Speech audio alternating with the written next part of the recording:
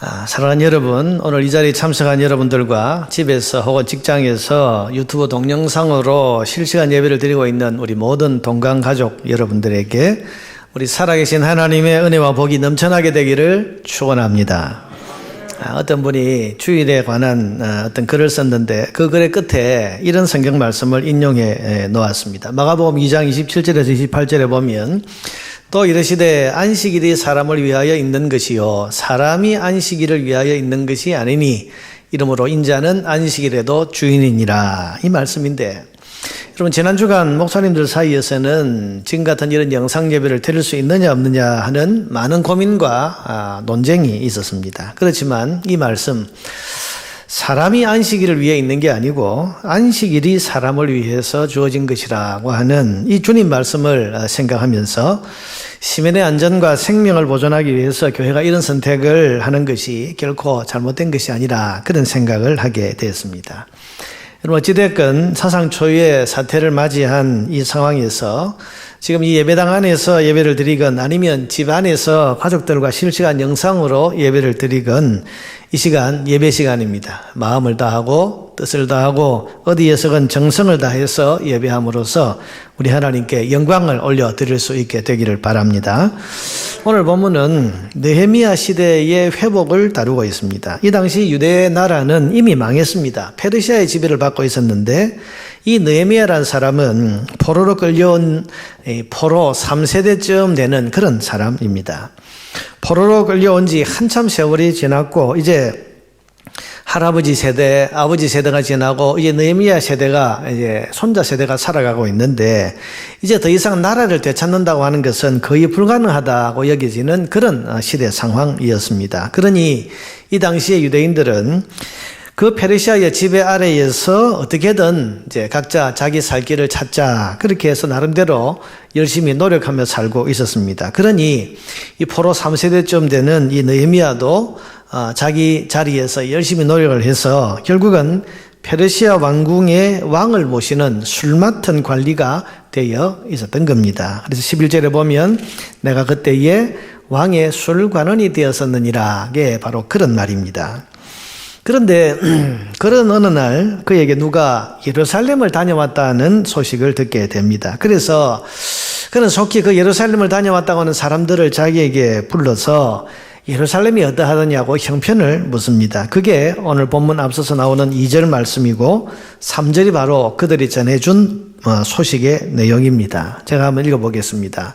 내 형제들 가운데 하나인 하나니가 두어 사람과 함께 유다에서 내게 이르렀기로 내가 그 사로잡힘을 면하고 남아있는 유다와 예루살렘 사람들의 형편을 물은즉 그들이 내게 이르되 사로잡힘을 면하고 남아있는 자들이 그 지방 거기에서 큰 환난을 당하고 능욕을 받으며 예루살렘 성은 허물어지고 성문들은 불탔다 하는지라. 여러분 어떻습니까? 전해지는 소식이 예루살렘이 엉망진창이 되었다.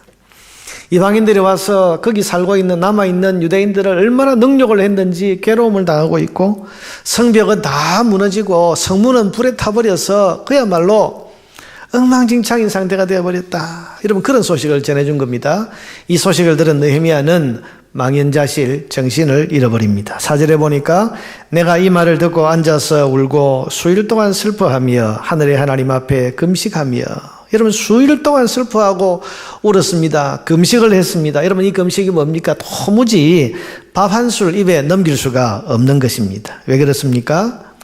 그것은 이 느헤미야의 마음속에 예루살렘이 깊이 자리 잡고 있었기 때문입니다.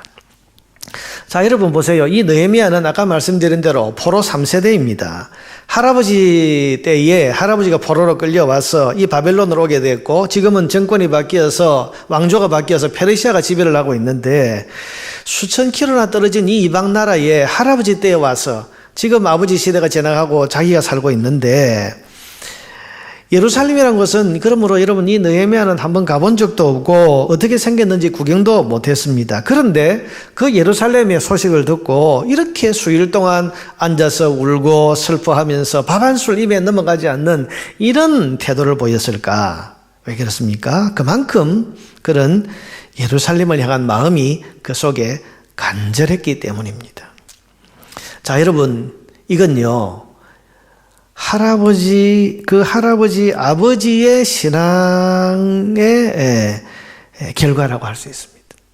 그렇지 않습니까? 한 번도 가보지 않은 예루살렘이 불타고 성문이 지금 성벽이 무너졌다, 엉망이 되었다, 이런 그 이야기를 듣고 이 느헤미야 손자 세대인 이 느헤미야가 이렇게 슬퍼하고 금식하고 할 수 있다는 것은요, 그 아버지 신앙이 지금 이 느헤미야에게 그대로 전수가 된 겁니다.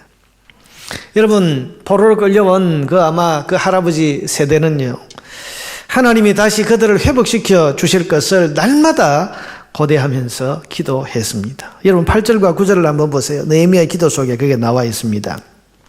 8절과 9절 같이 한번 읽어보겠습니다. 옛적에 주께서 주의 종 모세에게 명령하여 이르시되 만일 너희가 범죄하면 내가 너희를 여러 나라 가운데에 흩을 것이요 만일 내게로 돌아와 내 계명을 지켜 행하면 너희 쫓긴 자가 하늘 끝에 있을지라도 내가 거기서부터 그들을 모아 내 이름을 두려고 택한 곳에 돌아오게 하리라 하신 말씀을 이제 청하건대 기억하옵소서. 아멘. 이게 무슨 이야기입니까? 이 아버지가 그동안 이렇게 쭉 기도한 걸 이 느헤미야가 늘 들으면서 마음에 새겼다는 이야기입니다. 뭐라고 기도했습니까? 8절에 있는 것처럼 주의 종 모세에게 옛적에 주께서 명령하신 말씀처럼 만일 너희가 범죄하면 내가 너희를 여러 나라 가운데 흩을 것이요. 이 말씀 그대로 우리가 하나님께 범죄해서 이렇게 흩어져서 포로로 이 먼 나라까지 끌려오게 됐다. 그 신앙이 담겨 있는 것이고, 그러나 9절 만일 내게로 돌아와 하나님께로 돌아와 계명을 지키고 행하면 너희 쫓긴 자가 하늘 끝에 있을지라도 내가 거기서부터 그들을 모아 내 이름을 두려고 택한 곳, 여기 어디죠? 예루살렘입니다. 예루살렘에 돌아오게 하리라 하신 말씀을 이제 기억하옵소서. 여러분, 그러니까 이게 밤낮으로 그 할아버지와 아버지가 이렇게 기도해왔다는 겁니다. 하나님, 우리를 이렇게 죄 때문에 흩으셨는데 우리가 회개하면 하나님 다시 예루살렘으로 돌아오게 하고 회복시켜 주신다고 약속하셨습니다. 그러니 그 약속을 사모하며 하나님 기도합니다. 하나님 그 약속을 이루어 주시옵소서. 그러면서 할아버지가 기도했고 아버지가 기도했고 그 모습을 누가 본 겁니까? 느헤미야가 계속 보면서 자기도 같은 기도와 같은 마음, 같은 믿음을 품게 된 것입니다. 말하자면 할아버지의 신앙이 아버지에게로 전수되고 아버지의 신앙이 그 아들에게로 이렇게 전수가 됐기 때문에 예루살렘이 이렇게 마음에 그렇게 소망을 두고 있는 회복을 기다리는 예루살렘이 이렇게 엉망이 됐다는 이야기를 들으니까 이렇게 통곡하면서 밥 한 술 입에 넘길 수 없는 이런 비통한 마음을 가지게 된 것입니다. 여러분, 신앙은 이와 같이 전수되는 것입니다. 여러분의 신앙도 여러분의 자녀에게로 지금 전수되고 있다는 사실을 꼭 기억을 하십시오. 그런데 지금 여러분이 가지고 있는 믿음과 신앙의 모습 그대로 여러분의 자녀들과 자손들에게로 전수가 된다는 사실을 우리가 꼭 기억을 해야 됩니다. 지금 영상 예배를 드리고 있는 분들은 이런 예배의 경험이 아마 처음일 겁니다. 이전에부터 이런 일이 있었습니까? 처음입니다. 그런데 이렇게 예배하는 모습을 지금 여러분의 자녀들이 보고 있습니다. 우리 할머니, 할아버지는 지금 이런 상황 속에서 영상으로 예배를 드리면서도 이렇게 진지하게 예배에 집중하시는구나. 마치 예배당에서 예배 드리실 때 그 경건한 모습 그대로 집에서도 저렇게 단정한 복장으로 하나님 앞에서 예배한다는 그것 때문에 저렇게 신령과 진정으로 예배를 하시는구나. 여러분, 이게 이 자녀들에게 지금 다 지금 보여지고 보이는 대로 지금 전수가 되고 있는 겁니다. 그래서 예배라고 하는 것은 우리가 어디에서건 어떤 환경에서건 드려져야 되고, 예배를 이런 상황 속에서 이렇게 우리가 영상을 보면서 예배를 드린다고 하지만, 그러나 이 예배는 누구가 아니라 하나님 앞에서 드리는 것이구나 하는 걸 여러분 지금 예배하는 그 모습을 보면서 그대로 이게 배우는 거고 전수받는 겁니다.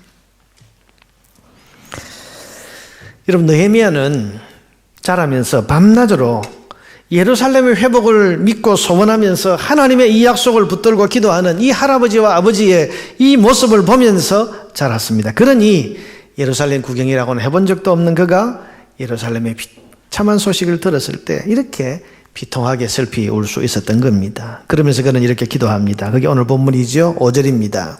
이르되 하늘의 하나님 여호와 크고 두려우신 하나님이여 주를 사랑하고 주의 계명을 지키는 자에게 언약을 지키시며 긍휼을 베푸시는 주여 간구하나이다. 이에 종이 주의 종들은 이스라엘 자손을 위하여 주야로 기도하오며. 자, 여러분, 이게 오늘 본문의 내용입니다.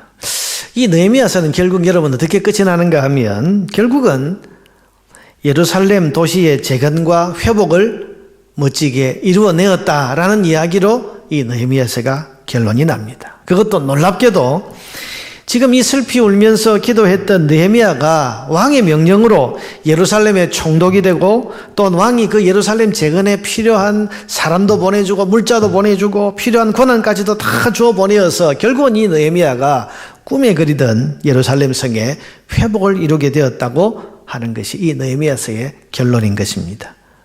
그래서 여러분 이 느헤미야서는 회복의 이야기라고 할 수 있습니다.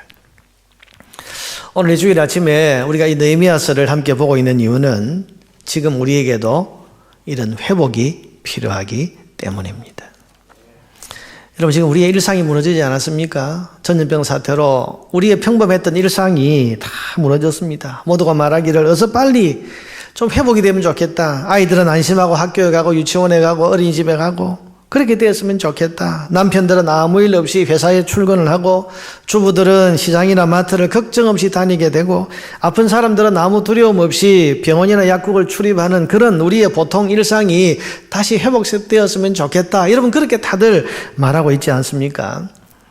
저도 사실 정기적으로 먹는 약이 있기 때문에 병원에 가야 되는데 병원에 가야 되겠다 하니까 사람들이 병원에 가면 안 됩니다 하고 다 말리더라고요. 왜 안 됩니까? 그러니까 목사님 병이 옮을 수 있습니다. 그 병원에 누가 올지도 모르는데 환자들이 오는데요. 또 목사님 병이 옮지는 않더라도 코로나 의심 환자나 확진자가 그 병원을 다녀간 게 드러나면 목사님도 14일 자가격리 조치를 취해야 되고 꼼짝달싹 못하고 목사님이 그러면 우리 교회 교인들도 다 그렇게 격리 조치 될지도 모릅니다. 그래서 가면 안 된다는 거예요. 그럼 나 어디서 약을 사 먹죠? 예. 아무도 내가 갖다 주겠다는 분도 없고, 예. 하여튼 그런 상황입니다, 여러분, 지금. 이게 모든 게 취소입니다. 다 취소 아닙니까, 여러분? 정부 행사도 취소고, 교회 행사도 취소하고, 매일 드리던 새벽 기도회도 지금 취소되고, 수요 기도회도 취소하고. 여러분, 저는 지난주간에도 많은 전화를 받았습니다. 목사님, 시차례를 어떻게 합니까? 노예 행사는 어떻게 합니까? 총회 이 행사는 어떻게 합니까? 취소합니다. 중단됐습니다. 지금은 연기하는 게 좋겠습니다. 계속 취소, 중단, 연기 이런 이야기만 지금 계속 하고 있습니다.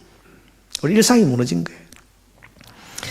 지금 여러분 3,000명이 넘는 확진자가 진료를 받고 있고 사망자도 19명이나 됩니다. 여러분 이 병의 확산을 막으려고 지금 정부와 공무원들과 의료진들이 밤낮으로 지금 사투를 벌이고 있지 않습니까? 우리가 이분들의 수고를 기억하면서 기도해야 됩니다.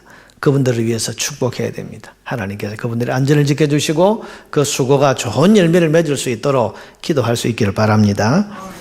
여러분 거기에다가 지금 경기가 완전히 죽었습니다. 장사하는 분들, 기업하는 분들이 지금 다 죽겠다고 난립니다. 걱정이 태산 같습니다. 저희 신학교 동기 가운데 한 분이 목회를 하다가 이런저런 어려움을 겪고 목회를 중단했습니다. 그리고는 사업을 시작했는데 이게 크게 성공을 했습니다. 그래서 목사가 목회를 중단하고 사업을 했는데 저렇게 크게 성공하나 거기엔 하나님 또 크게 쓰시려고 하는 뜻이 아니겠나 이러면서 우리가 모두 축복하면서 바라보고 있었는데 그저께 연락이 왔습니다. 지금 너무 어려워져서 직원들 월급을 못 주게 돼서 은행에서 긴급자금으로 몇 억을 지금 대출을 했는데 이게 한 달만 이래서 되는 게 아니고 지금 이 사태가 언제까지 갈지 모르니까 이게 큰 위기에 처했다. 기도해달라 그런 이야기였습니다. 여러분 직원은 직원대로 어렵고 사장은 사장대로 힘듭니다. 이 전염병 사태가 없었다면 편안히 누리고 있을 우리의 평범한 일상의 삶이 지금 무너져 내린 것입니다. 그래서 회복을 생각합니다. 불가능하고 여겨졌던 예루살렘 성의 회복이 어떻게 결국은 이루어졌는가 이것을 이 느헤미야서의 말씀을 보면서 성경의 교훈을 통해 하나님의 음성을 듣고자 하는 것입니다. 여러분 예루살렘 성의 회복은 어떻게 이루어졌는가 그 회복의 시작은 무엇인가 그것은 첫째로 하나님의 회복을 사모하는 믿음에서부터 비롯이 되었습니다. 여러분 8절과 9절을 보면요, 이렇게 말합니다. 아까 읽었죠. 옛적에 주께서 주의 종 모세에게 명령하여 이르시되 만일 너희가 범죄하면 내가 너희를 여러 나라 가운데에 흩을 것이요. 여러분, 그들은 구약 모세오경에 나오는 이 하나님의 말씀을 그들은 믿은 것입니다. 아, 우리가 이렇게 바벨론에게 나라가 망하고 그리고 지금 이 페르시아의 통치를 받는 이 포로 신세와 같은 이런 삶을 사는 것은 우리 나라가 힘이 없어서 그런 것도 아니고 군대가 우리를 못 지켜서 그런 것도 아니고 하나님 앞에 우리가 범죄해서 하나님이 우리를 흩으신 거다. 그 말씀대로. 여러분, 주권이 누구에게 있다는 겁니까? 우리를 흩으신 이 주권이 하나님의 손에 있었다. 그렇게 지금 고백하는 거예요. 아울러서 회복의 주권이 누구에게 있느냐? 9절에 보니까 만일 내게로 돌아와 내 계명을 지켜 행하면 너희 쫓긴 자가 하늘 끝에 있을지라도 내가 거기서부터 그들을 모아 내 이름을 두려고 택한 곳 예루살렘에 돌아오게 하리라. 여러분, 예루살렘이 망한 것도 하나님의 주권에 의해서 된 것이고 다시 회복하게 하시는 것도 하나님의 주권에 의해서 이루어진다고 하는 것을 그는 확실히 믿은 것입니다. 여러분, 나라가 망한 게 군대가 약해서가 아닙니다. 상대방이 강해서가 아니라 하나님의 법을 어기고 범죄한 자기들의 죄 때문에 그동안 보호하셨던 보호의 손길을 거두셨기 때문에 우리가 망하고 흩어지게 되었다. 동시에 그렇다면 우리가 다시 회복되는 것도 누가 독립운동을 열심히 하고 누가 정치적으로 군사적으로 열심히 활동을 해서 되는 것이 아니라 주권을 가지신 하나님이 회복하게 해 주셔야 할 수 있다고 하는 하나님 주권에 대한 믿음이 그에게 있었던 것입니다. 그래서 이 불가능해 보이는 이 상황 속에서도 그는 주권을 가지신 하나님께 기도했고 그 믿음과 기도가 예루살렘 성 회복의 시작이 될 수 있었던 것입니다. 사랑하는 여러분, 아까 우리 이문기 집사님 찬양할 때 눈을 들어 주를 보라. 여러분, 이게 답입니다. 회복은 주권을 가지신 하나님의 손에서 시작된다는 사실을 믿으시기 바랍니다. 그래서 성도는 어떤 환경이 처하고 어떤 절망적인 상황이 온다고 해도 주권을 가지신 하나님을 바라보면서 소망을 품을 수 있어야 하는 것입니다. 지금 일상이 무너지니까 저는 하루 종일 뉴스를 봅니다. 하루 종일 뉴스를 켜놓고 뉴스 소식을 시시각각으로 변하는 지금 사태의 어떤 내용이 어떤 것인가 하는 걸 제가 잘 알아야 판단할 것도 많고 또 결정할 것도 많기 때문에 하루 종일 이제 뉴스를 보면서 사태를 지켜보고 있는데요. 근데 들은 느낌이 뭐냐 하니까 미래를 너무 어둡게 보는 분들이 많다는 거예요. 절망적으로 보는 사람들이 참 많아요. 어쩌면 그게 맞을 수도 있습니다. 사망자가 2만 명이 될 것이다. 그렇게 말하는 사람도 있고 전 세계 사람 40% 이상이 이 병에 감염될 것이다. 그로 인해서 우리나라와 경제가 완전히 주저앉고 무너져서 저 2등 국가 3등 국가, 그래서 동남아시아 어떤 나라처럼 그렇게 우리나라가 이제는 망하고 전락한 그런 나라로 전락하게 될 것이다. 그런 많은 전망들, 어두운 전망들을 합니다. 그러나 여러분, 모든 것의 주권은 우리 하나님의 손에 있습니다. 우리 하나님의 손에 있다. 그래서 그 믿음을 가지고 아무리 사람들이 어둡게 말하고 아무리 상황이 어렵게 절망스럽게 심지어는 불가능한 것처럼 나아간다 할지라도 이 모든 것의 주권은 우리 하나님의 손에 있다고 하는 것을 믿는 믿음을 가지고 그 하나님을 바라보는 그런 믿음에서부터 회복은 시작될 수 있는 것입니다. 이 믿음을 가지고서 하나님을 향해서 하나님이 회복하게 하십니다. 하나님이 풀어주시고 하나님의 손 안에서 이 모든 것은 회복할 수 있습니다라고 고백하면서 해답의 열쇠를 가지신 하나님을 바라보는 저와 여러분 되기를 바랍니다. 모든 회복은 주권을 가지신 하나님께로부터 오게 됩니다. 이 사실을 믿으시기를 바랍니다. 둘째로, 회복은 성도의 공감하는 사랑으로부터 시작이 됩니다. 오늘 보면 4절을 여러분 한번 보세요. 내가 이 말을 듣고 앉아서 울고 수일 동안 슬퍼하며 하늘의 하나님 앞에 금식하며 기도하여. 여러분, 느헤미야는 지금 수천 킬로미터 떨어져 있는 저 먼 예루살렘의 형편을 듣고서 지금 수일 동안 울고 통곡하고 금식합니다. 왜 이렇게 울고 통곡합니까? 거기에 자기 피부치가 살고 가족이 있어서 그런 겁니까? 그게 아닙니다. 여러분 지금 느헤미야의 자기의 삶은요, 이보다 더 좋을 수 없어요. 페르시아의 왕궁의 공직자로 출세한 사람입니다. 여러분 그러니 지금 망하고 무너진 예루살렘 성과는 아무 관계가 없어요.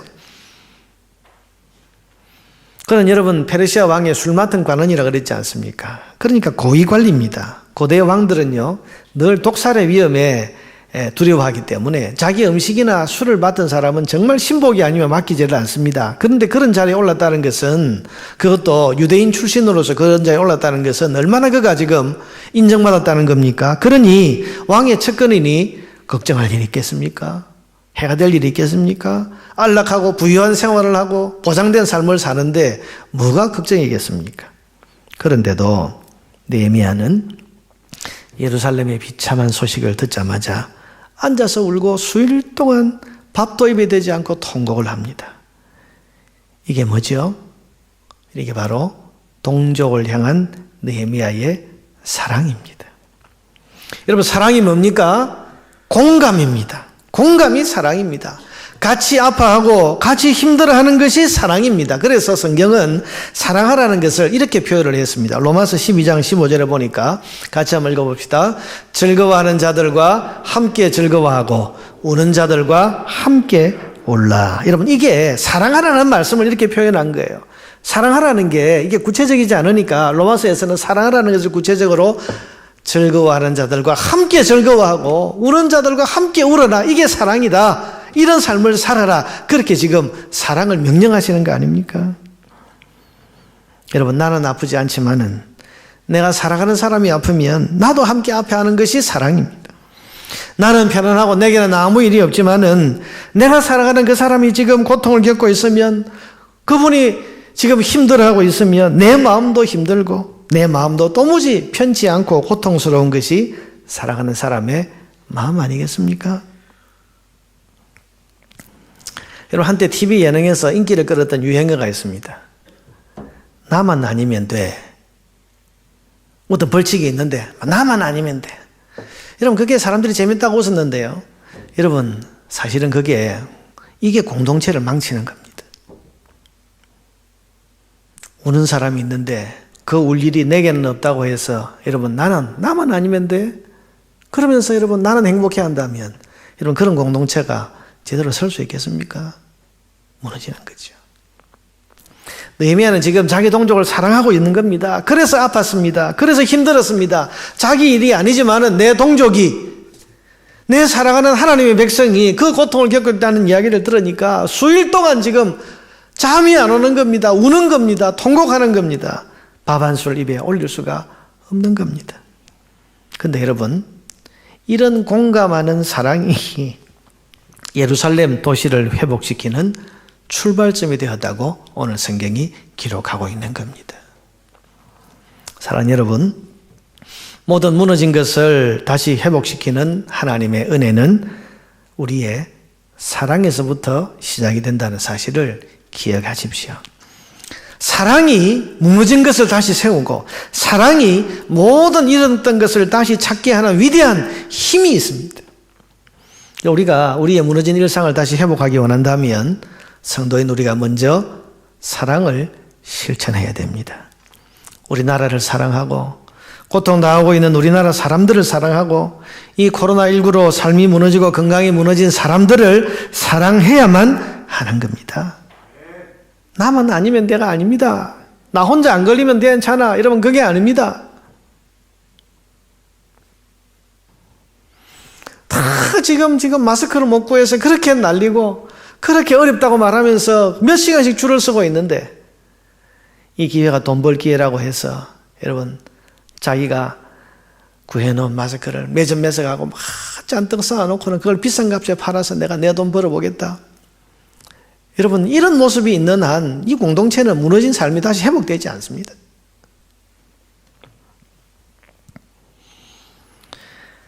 여러분 늘어가는 확진자와 사망자의 뉴스를 들을 때 함께 아파하십니까?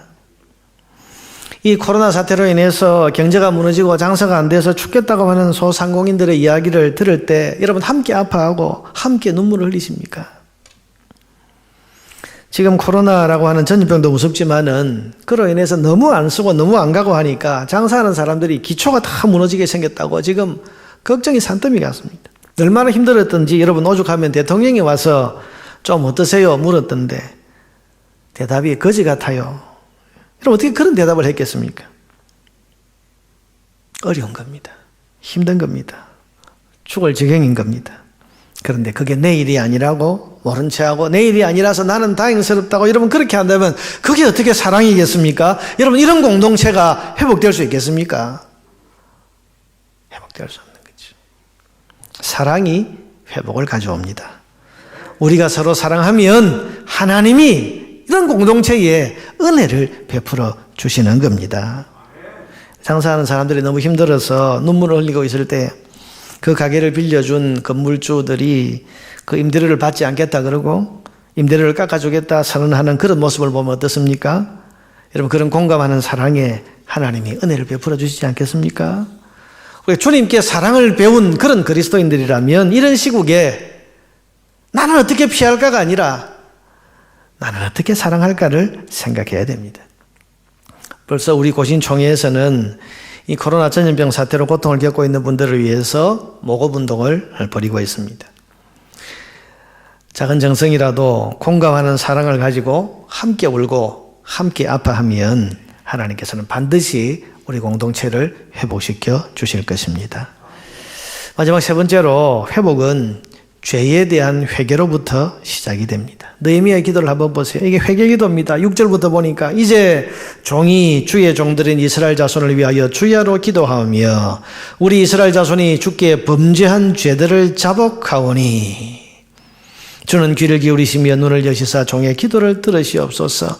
나와 내 아버지의 집이 범죄하여 주를 향하여 크게 악을 행하였습니다.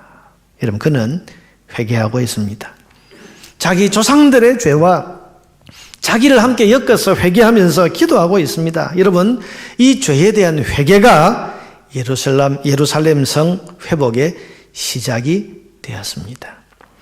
그럼 역대하 7장 14절 말씀을 우리는 이런 재난의 사태 속에서 꼭 기억을 해야 됩니다. 같이 한번 읽어보겠습니다. 내 이름으로 일컫는 내 백성이 그들의 악한 길에서 떠나 스스로 낮추고 기도하여 내 얼굴을 찾으면 내가 하늘에서 듣고 그들의 죄를 사하고 그들의 땅을 고칠지라. 아멘. 이런 회개가 땅을 고치시는 하나님의 은혜의 시작이 된다고 그렇게 지금 약속하고 말씀하고 있는 겁니다. 근데 여러분, 이 느헤미야가 왜 회개했을까요? 자기 죄가 아니지 않습니까? 나라가 망할 때 지었던 그 죄, 자기는 태어나지도 않았을 때입니다. 그러니 나라가 망할 때 하나님 앞에 지었던 그 죄는 자기와는 아무 상관이 없는 겁니다. 여러분, 이 느헤미야가 만약에 회개를 모르는 사람이라고 한다면 여러분 이때 뭐라고 말했겠습니까? 그때 그 우리 할아버지 세대가 왜 하나님 앞에 그런 죄를 지었지? 범죄한 조상 탓을 하고 그 조상들을 정죄할 수 있었을 겁니다. 그래 세상에 우리 선조들이 우리 선배들이 신앙의 우리 할아버지 할머니들이 그때 그런 죄를 안 지었으면 우리가 이 꼴을 안 당할 건데 그분들이 그 죄를 지어서 지금 우리가 이 험악한 꼴을 당하고 있다. 그러면서 원망하고 정죄하고 나 같으면 그런 죄를 안 지었을 거야. 나 같으면 그런 시대를 살아도 나 같으면 아마 그런 죄를 절대로 안 지고 살았을 거야. 그렇게 자기의 어떤 정당성을 주장하면서 자기 의를 내세울 수도 있었을 겁니다. 근데 여러분, 느헤미야는 이것이 자기의 죄라고 회개를 하고 있습니다. 6절에 보니까 나와 내 아버지의 집이 범죄하여. 자, 여러분 이것이 자기 공동체의 죄라는 것을 회개하고 있는 것입니다. 공동체의 일원으로서 우리 공동체의 죄를 내가 회개합니다. 여러분 나와 내 아버지 집이 범죄했다 이 말은 조상들의 죄에 나도 같은 공동체의 일원으로서 회개할 책임이 있다고 하는 그런 인식에서부터 이 회개가 나오게 된 겁니다. 여러분 이게 중요합니다. 어떤 공동체의 죄는 그 공동체 전체가 회개해야 될 책임이 있습니다. 여러분 가정에 누군가가 죄를 지었다고 하면요. 여러분 그건 온 가족이 함께 하나님 앞에 회개해야 될 내용입니다. 하나님, 우리 아이가 죄를 지었습니다. 여러분, 아이가 죄를 지었는데 그 아이의 죄를 보면서 너 같은 건 있을 수 없어. 어떻게 그런 죄를 짓냐? 너 당장 회개해. 여러분, 이렇게 말하는 것은요, 그건 공동체가 깨지는 거예요. 공동체를 인정 안 하는 거예요. 진정한 공동체라면. 여러분, 그 아들이 왜 그런 죄를 지었겠습니까? 그것이 그 부모인 내가 그 아이를 양육한 것에는 잘못이 없을까요? 공동체라는 것은 서로가 다 연결이 되어 있기 때문에 서로가 서로에게 영향을 주고 영향을 받고 하는 것이기 때문에 그 공동체 안에 누군가가 죄를 지었다면 그것은 공동체 전체가 하나님 앞에 회개해야 될 그런 회개의 제목이 되는 겁니다. 한 사회에 범죄가 일어나면 그 사회 공동체 전체가 책임감을 가지고 회개해야 됩니다. 왜냐하면 공동체는 서로 다 연결이 되어 있기 때문입니다. 그래서 지금 이 느헤미야는 나와 내 아버지의 집의 죄라고 그렇게 말하면서 자기가 지금 회개를 하고 있는 거예요.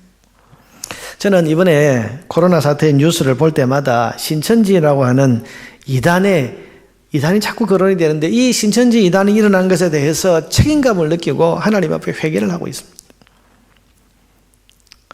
하는 짓을 보고 그 행태를 보면 화가 납니다. 무슨 저런 인간들이 있나? 무슨 저런 말도 안 되는 괴물 같은 집단이 있나? 그런 생각이 들지만은 그러나 여러분 가만히 생각해 보면 그 괴물은 어디서부터 나온 겁니까? 한국교회가 만들어낸 괴물 집단 아닙니까? 저는 그런 책임감을 느낍니다. 이 사회 앞에 그래서 한국교회가 사과를 해야 되고 하나님 앞에 우리 한국교회가 회개해야 된다는 생각을 저는 가지고 회개하고 있습니다.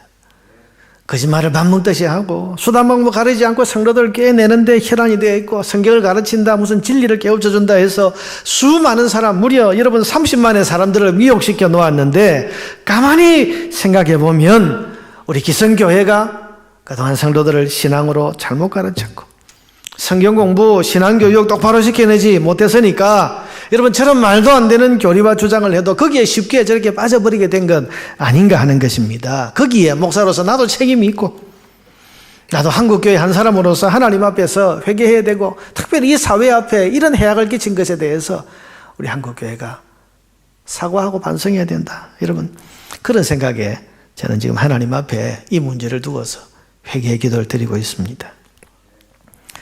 여러분 지금 전염병에 온상이 된 이 신천지 이단 집단을 우리가 그저 비난만 하고 있을 게 아닙니다. 어떻게 저런 게 있나? 어떻게 저런 게 교회 안에 생겨났나? 여러분 그렇게 비난하고 정죄하고 너희 때문이다 너희 탓이다 여러분 그렇게만 할 것이 아니고 저런 괴물 같은 이단 집단을 만들어낸 우리의 죄를 이 사회 앞에 하나님 앞에 우리가 다 회개해야 하는 것입니다. 여러분 모든 것이 그렇습니다. 정치를 보면서 정치인들을 보고 비난하고 어떻게 저런 사람이 정치인이냐 어떤 사람이 지도자냐 이러면 그렇게 늘 비난하고 늘 책망하고 늘 원망만 하고 있어서는 이 공동체의 회복이 일어나지 않습니다. 그런 정치인들을 만든 우리 사회의 죄를 하나님 앞에 회개하고 무능한 공직자들을 볼 때 어떻게 저런 정책을 펴고 어떻게 저런 판단과 저런 결정을 할 수 있나 그러면서 화내고 분노하기 전에 헌신적이고 지혜로운 공직자를 제대로 길러내지 못한 우리의 안이함과 죄를 우리가 회개할 수 있어야 되지 않겠습니까? 여러분 그래야 회복이 일어나는 겁니다. 매일 남 탓하고 문제를 가진 사람 정죄하고 비판만 해서는요 절대로 회복이 일어나지 않습니다. 저는 이 코로나 사태를 우리가 겪으면서 우리 한국교회 안에 이런 반성과 회개가 일어나야 하고 우리 사회 안에 우리 사회가 이렇게 지금 보니까 허점이 너무 많지 않습니까? 이런 것에 대한 반성과 진정한 회개가 일어나야 그래야 우리 한국교회가 회복이 되고 무너진 우리 한국 사회가 다시 회복될 수 있다. 또 하나님도 그런 곳에 은혜를 베풀어 주신다고 믿습니다.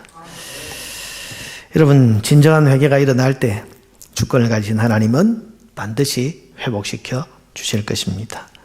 역대하 7장 14절 말씀을 여러분 다시 한번 잘 기억하십시오. 땅을 고쳐주시는 하나님의 은혜는 우리가 하나님 앞에서 우리 자신을 돌아보고 우리가 겸비해서 하나님을 바라보면서 우리의 죄를 자복하고 회개할 때 그럴 때 임하게 된다고 하는 것입니다. 땅을 고치는 하나님의 은혜가 임한다.